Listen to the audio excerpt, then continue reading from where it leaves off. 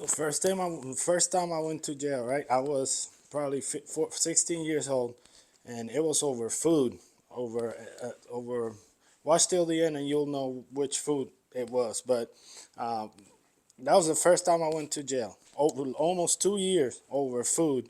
I wasn't hungry, and it wasn't the food wasn't for me. But I did go to prison, up to jail, prison in Puerto Rico over food. So my daughter yesterday was throwing a tantrum. My 5 year old, like she was uh, on the floor, screaming, no, this and that, and I got her to calm down. It was bothering me. I was getting angry, but I just ignored my own emotions and feelings, and I just let her be.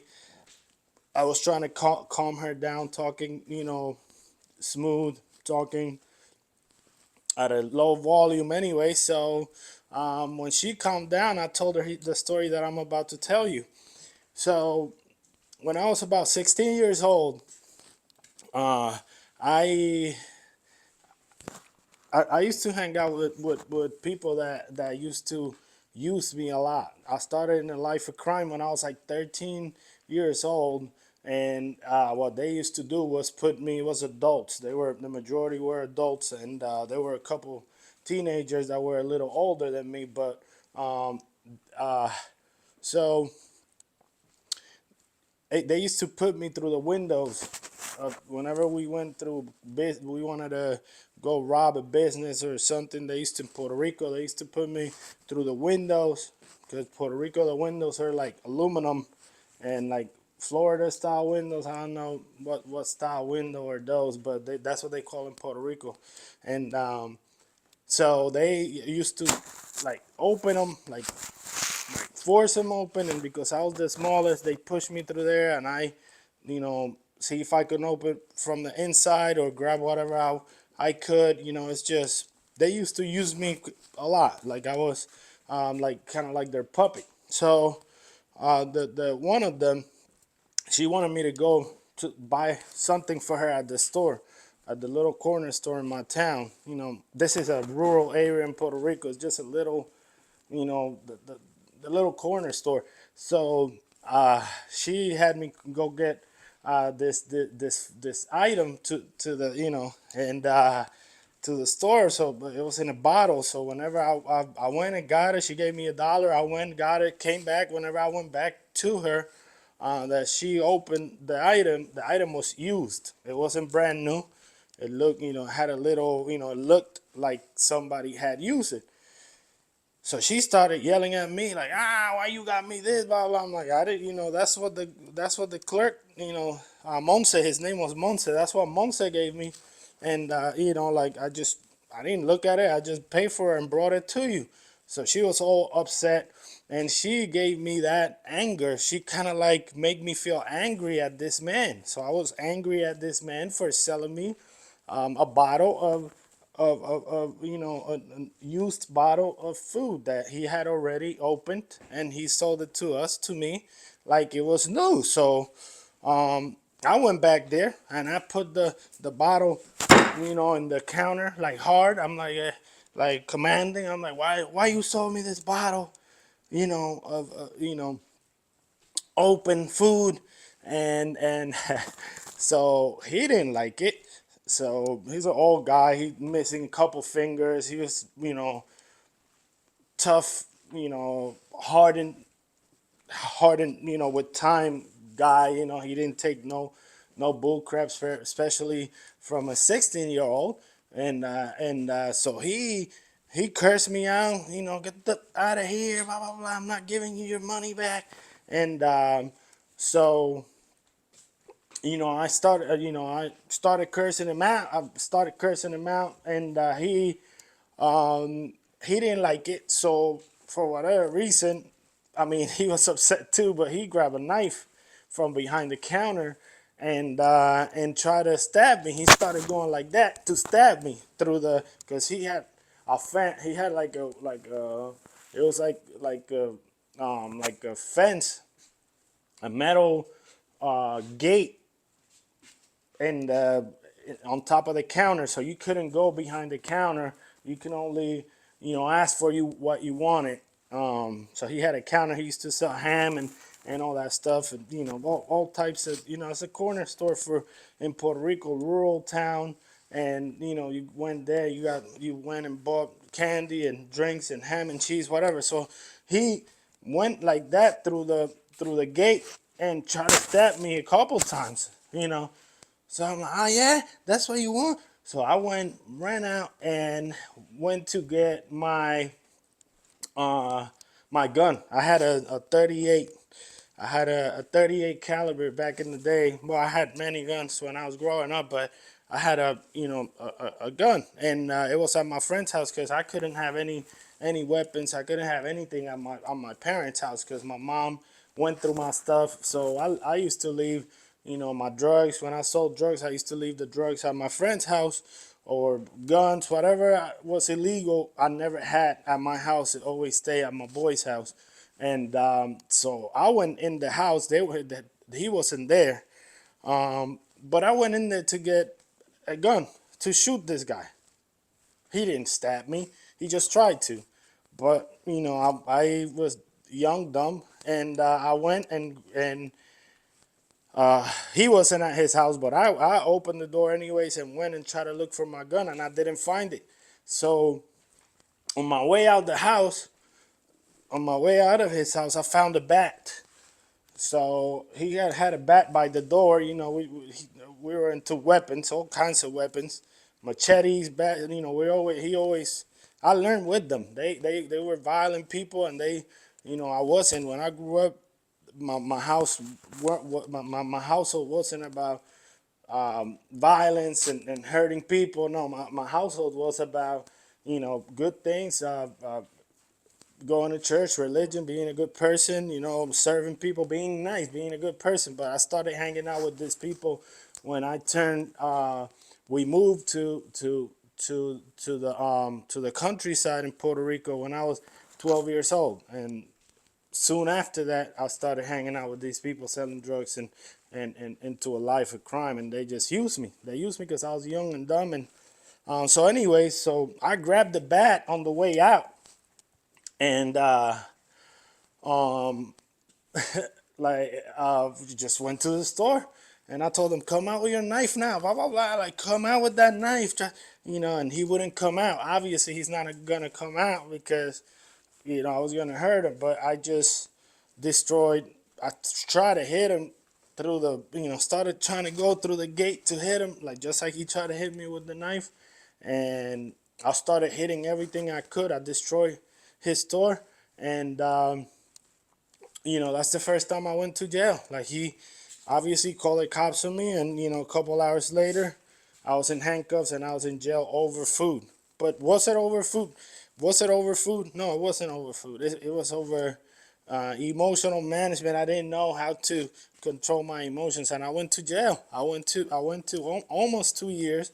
I went to a detention center in Guaynabo, I believe, Puerto Rico, San Juan. They moved me around a couple times, and I was there for about 2 months, and I seen horrible things because in Puerto Rico, the youth facilities a lot of times worse than the adults because you're dealing with a bunch of young dumb criminals that know that don't you know Puerto Rico back then, everybody was in the same gang. I would never belong to a gang, never, but that was they ask you if you want to be part of the gang, which it's two gangs back then. I don't know now, but it was only one gang for. It was two, but they had one called the. I don't want. If you know about Puerto Rico gangs, please don't hold me accountable. This is not gang related talk. This is just what I knew back then. It was insects, and it was nietas, 1.150. So they asked me, "What are you? What you rep?" And everybody in Puerto Rico back then was nietas. I rep nieta, whatever. So, but it was scary times. It was the first time that I was away from my family, and the people This is one of the dumbest things that I've seen. They had old guys. I want to say old guys because when you're 16, they had 21-year olds mixed up with 13, 14, 15, 16, with teenagers. And but because you're an adult, you don't go to, some people don't get charged with adult charges, just get with juvie charges. They put them in the same place with children. And the moderator, the guy who disciplined everybody, was a grown man. And I remember him beating kids over fights or stealing stuff. But like I remember one time there was this kid that he was always in trouble, and with them. And he, like, this guy was hit. So anyway, let me backtrack a minute. So whenever I finally went to a unit, I when I opened the door, there were a bunch of guys there telling me, "Oh, what you rep," and then they say, you a snitch. They like, you a snitch. I'm like, no, I ain't no snitch. I'm not a snitch. I never snitch on anyone. They like, yeah, you are a snitch. Blah blah. I said, no, I ain't no snitch. Tell me who I snitch on. Like I still stood my ground because I never been to jail. I never snitch on anybody, anyways. But I never, I don't know what they're talking about. You got me confused. I said, no, I'm not, bro. You got me confused. I ain't no snitch. And they're like, yeah, you are. Blah blah. You better call the cop. You gotta get out of here. You gotta go to protective PC, protective custody. Like get out of here. Like call a cop. I said I ain't calling no cop, man. I ain't no snitch. And so I hear a laughter I hear someone laugh in the background, and I recognize that laugh in a million, like it could be a million people, and I recognize this guy's laugh because that was one of my partners out there. Like he's one of the adult guys that, he was just, like probably 20, 21 years old, like older than me. But to me, I used to see him like a grown man because he was hooked on dope. When we were out there in the streets, he was already hooked on heroin. And it was Calais. Calais is like, Falcon! He was laughing because they called me Falcon when I was growing up in the streets. That's what they called me in my town in school. So he's like, Falcon! Like he started laughing, Falcon. And when I heard him, I knew. And then they started laughing. It was a prank. They were pranking me, just because, to scare me. Because they were big and, mean looking kids, and men, that we were locked up with. So that one of them guys, so because this guy from my town, which is a very small town, the odds of this guy being the leader on that unit were very slim, very small, because like I said, like the gang, it's more by towns. Like if you're deep in there, if it's a bunch of you, then you're all right. So the person that was in charge of that pod, it was like a unit with him. I want to say it was probably like maybe 20 of us or more. And so, but the guys that used to run the pod before he left left the pod to him. So yeah, so he was the leader of that pod, and I didn't have a bad time. My first time in jail wasn't bad for me at all. I was eating double tray. They thought that they were doing it like in the adults in Puerto Rico. The prisons, the adult prisons, they have like a board of members and all that, and they were running it the same. They thought they were like in the real prison. It was juvie, which is real prison, real jail. But so that it was crazy in there. Like I remember, we were kids, and this, like, it was fights every, like, I want to say 2-3 fights every day minimum.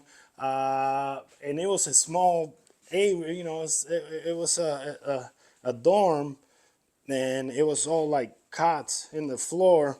But put a bunch of rowdy boys together, is bound to stitches, blood all the time because it was always fighting and playing. Like we used to wash, we used to wash the floor clean. They used to give us like a bucket of mop and shit to clean and stuff to clean. So we used to, um, we we used to flood the place and slide all over and we used to play cards and watch TV. Uh, so there was this kid that he was like always in trouble, always fighting, stealing people's shit, stuff.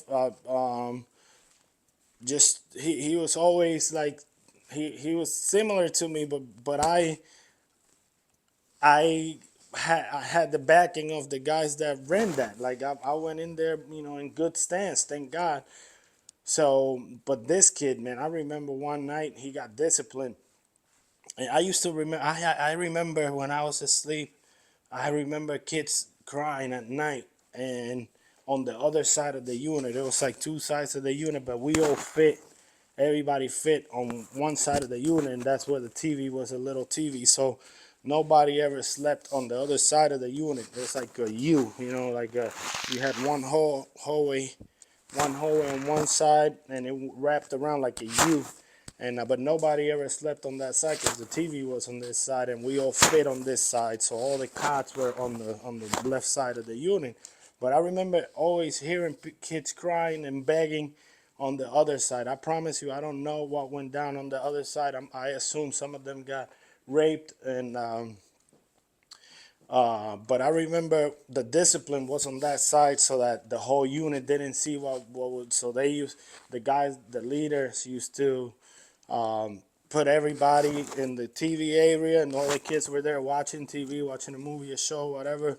Um, and they used to go on the other side and discipline people, which usually was putting them on their knees and hitting them on the head. If putting them on their knees with their hands touching over their head, their hands over their head touching, and anytime their fingers, like, so they have both hands touching like this over the head, both, and anytime their hands like stop touching, they get hit. And they were supposed to keep that posture, that position for a couple minutes, whatever, however long it was. And that day, I'm like, because I wasn't part of the board, but I went there because it was like, to me, it was a little too long. That because they were tired of him misbehaving and started whatever he did, they were tired of him, so it was severe discipline that day. I remember this guy hitting them with the so hard. They were hard, like slides. We had like some orange, big, hard, heavy slides, and he was just whacking them with that. Bomb, walking him with the and he hit him so many times because the kid couldn't hold his hands open no more. And I went there. I'm like, yo, you gotta stop that, bro. You're gonna kill him with the freaking slide because it was very heavy. It's like hitting you almost with a 2x4, like boom, and so nah, you get out of here. There's none of your business, blah blah. The guy Bimbo, his name was Bimbo, if I'm not mistaken. I remember, yeah, his name was Bimbo. I'm sure I'm not judging, but most likely he spent his whole life in prison because he was horrible. He used to slam kids, grab them, playing. We were just playing, but he was so big and retarded. I'm not gonna say it like that, but he was just so crazy of the. He used to pick up the kids and throw them in the concrete there inside the unit where the floor was concrete. Just slam them on the ground, playing. That was playing because we used to wrestle and all that. We were crazy in that unit. So, after that, I got out of there. I went to court for sentencing, and they gave me the option to go to a to a youth drug program. I used to smoke weed back then. Back then I still hadn't tried anything else, pills or coke or any of that. But but it was an option. They sent me to the drug place. My public defender, he's like, just take the drug program so you don't stay in prison. Because then from that was the detention center where I stayed a couple months. From there, I would have to go to real prison, and I don't know how that would work out because at this place, the detention center, I had a friend there that that was running the unit, but I probably would have not run that same luck going to, my town was so small that, and nobody was locked up but Caleb. He's the only guy that was locked up, and and I was lucky enough. I don't want to say lucky because I always been have favored. I always, God always protected me everywhere I went. Yes and no, because I also put myself in situations where God had nothing to do with it. I'm still alive because I have that protection, but honestly, I put myself in situations. But going back to this story, I went to prison over a bottle of hot sauce, and I sat there and told my daughter that. My 5 year old, told her, the story about why I went to jail. I told her how I disrespected the guy and couldn't control my emotions, and I was sitting there last night, 30 years later, 30, 20 something years later, Abel, yeah, my kid is a kid, but she made me angry because she's throwing a mean tantrum. She made me upset, because she was lying. She said that she wrote something that she didn't because she's learning how to write now, and somebody wrote in her little notebook like an adult. It was like, perfect, great, good handwriting compared to she's learning how to write. So she was lying over something, and I realized that she just. So I told her like, you need to stop lying, mama. Lying is not good. But then, so I think she felt embarrassed, and that broke her. So she was just so upset that I didn't believe her. I said, I believe you, mama. I believe you. I got her to calm down, but she threw a mean tantrum for probably 20 minutes, just like throwing herself in the, and that's a new one. She'd never done that like that before. She's done it a couple times lately since she started school. She's in kindergarten now. So she has thrown a couple tantrums, but my point with this video is like, obviously tell you the story because that's what I'm doing. I'm gonna tell you the story of my life and that and all everything that I've been through. But there's always gonna be a lesson, and it's emotional stability and emotional management. How many times have I, because actually the second time I went to jail, it was over food again, and I'm gonna tell you why. Not on this video because it's getting long, but it's taken me so long to learn how to control this world in here, in my emotional world, and I'm a lot better. Like I don't snap like that anymore. I feel like I have a good hold on my emotions. But if I were to go back and be like, hey man, this bottle of hot sauce is open. Can you give me my money back or give me a new one? That would have been the end of it. Well, because I was a teenager, I was young. I thought I was tough. The girl hyped me up, like she got mad at me and gave me that same anger. She passed that anger to me, and then I expressed that anger with this guy, and it was almost 2 years of my life that I spent over a bottle of hot sauce.